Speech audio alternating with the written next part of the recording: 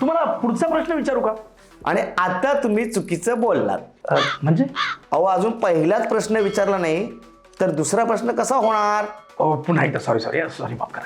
चुका कमी करा म्हणजे सॉरी कमी बोलाल. पहिला प्रश्न सर तुमच्यासाठी. आता इथं दुसरं कोणी नाहीये म्हणजे हा प्रश्न माझ्यासाठीच असणार ना. विचारा. साहेब तुम्ही एवढे अभ्यासू आणि आतापर्यंत जगामध्ये एवढे विविध प्रकारचे शोध लागलेत, प्राचीन काळापासून ते आतापर्यंत लागलेला किंवा तुम्हाला आवडलेला सगळ्यात चांगला शोध कुठला? दारू. काय म्हणताय सर? दारू?